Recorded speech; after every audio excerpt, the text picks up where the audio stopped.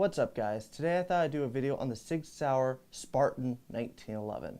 Chambered in 45 ACP, this is a full-size 1911 made from stainless steel with a bronze nitron finish. So it's got the black accents with the bronze look. It's just a beautiful looking handgun.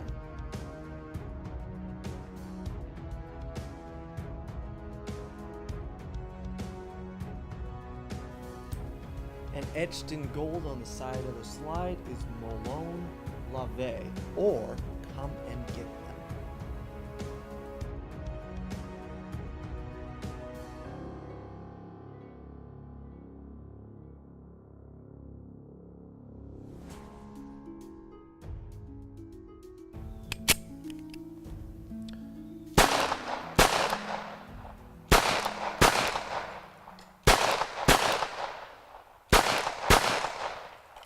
Alright, so my grandpa went and bought this firearm. He's been talking about getting a nice 1911 for a while.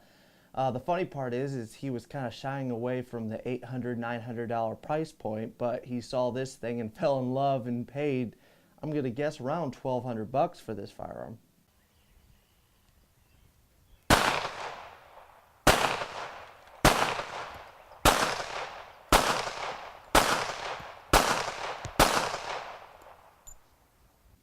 So the first thing I noticed when I picked this firearm up for the first time was that stippling. I am not a fan of the stippling. It does its job very well. I don't feel like I'm going to slip off the grip, but I don't find it very comfortable. I'm not a big fan of stippling on non-carry firearms. When I'm at the range, I just want to have fun. I don't want to feel like I'm gripping gravel. And this has some pretty decently aggressive stippling on the front and the back strap. Now I don't notice the back strap as much, but that front strap, man, it's not very comfortable. I'm not a fan of it. It does its job well, but for a range firearm, it just seems a little bit excessive. But that's just a personal opinion. It's actually excellently machined into the grip. The slide to frame fit is pretty amazing. There's a little bit of wobble, but that's it. And it is so smooth to cycle it. It almost feels like a custom 1911. It's very smooth. The trigger pull is phenomenal. It's around 3 pounds, which is what you kind of expect with a 1911 trigger. You expect a good trigger. They are known for having fantastic trigger pulls. And this one is probably around 3 to 4 pounds if I had to guess.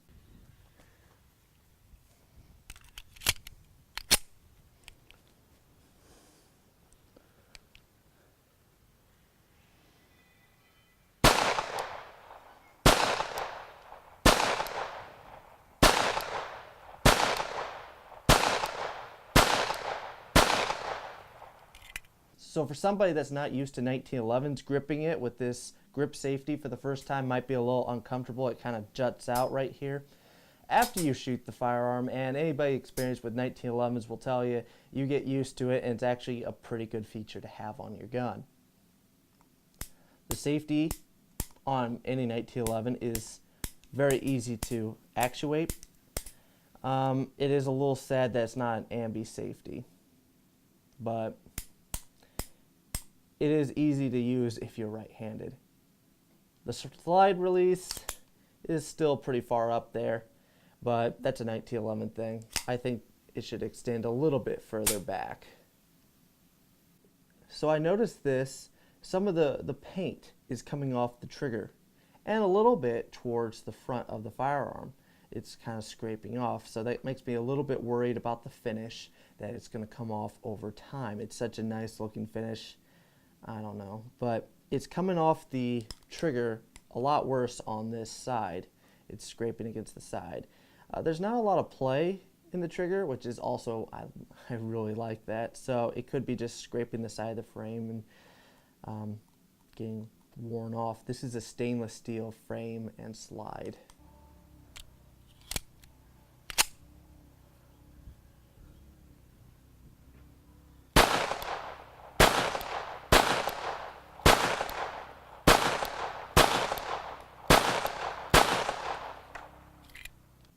So if you've been following my channel for a while, you probably already know what magazine that I'm having in this firearm.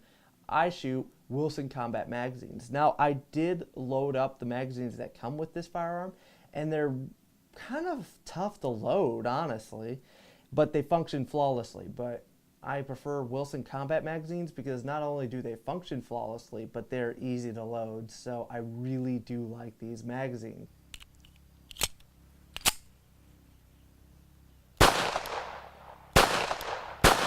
So everybody makes jokes about 1911s, and I have seen quite a few 1911s jam. This being one of the exceptions. I have never seen this firearm jam. It is a very reliable firearm. It's been well made. We're not, torture testing it. We're not putting a whole bunch of random rounds through it. We're just putting ball ammunition through it and shooting at the range. So I can't say if this would be the best carry gun in the world, but it is a pretty reliable firearm.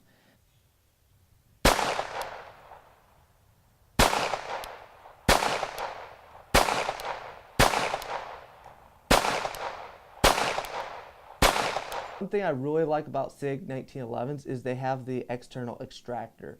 Now they say that is a more reliable extractor, but what I like about it is it's easy to replace. If you want to replace this extractor, there's a pin right here and the extractor comes right out. Alright, so disassembly is very simple.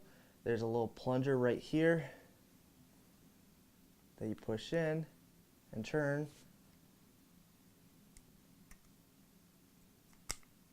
And then you gotta watch on 1911s, this little plunger wants to shoot out. And then the slide can come off if you pull this slide stop out.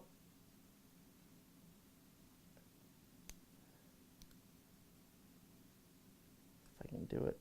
It's hard for me to do it while showing you. There it goes. And then the slide will come right off.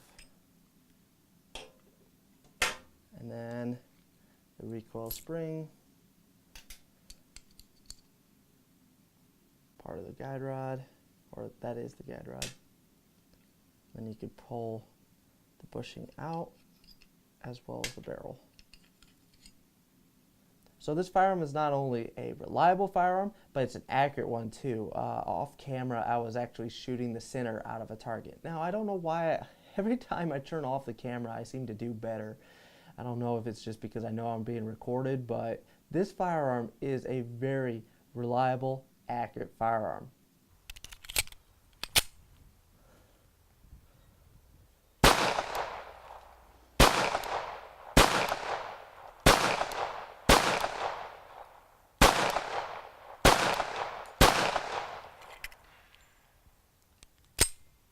So let's get to the final point, the price. This is not a cheap firearm. My grandpa paid a lot of money for this firearm. I believe he paid around $1,200. Now, I was looking up online to see what the cheapest price was, and I think $1,150 was the cheapest I could find. Maybe on GunBroker you can find something cheaper. But this is not a cheap 1911, but it is well made, it is accurate, it's reliable, and it looks beautiful. It's a showpiece in my opinion. I love how this thing looks. So would I recommend it?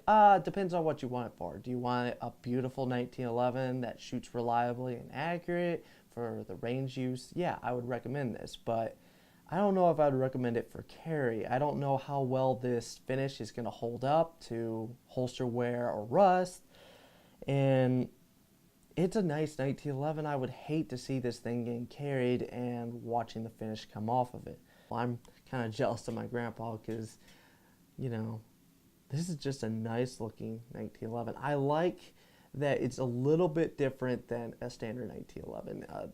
The cuts are a little bit different, and it's a little bit more boxy with that external extractor. It's a 1911, but it looks a little different than a regular 1911, and I like that. It's its own firearm. I have nothing negative to say about this firearm. I don't like the stippling on the front, but that's a personal preference. This firearm has just exceeded all my expectations, and I can't really say anything bad about it. I love this firearm. It's just such a cool one. I've always loved Sig firearms. So I hope you guys enjoyed the video. Please let me know in the comments what you'd like to see in future videos. There's going to be a lot of cool stuff coming up in the future.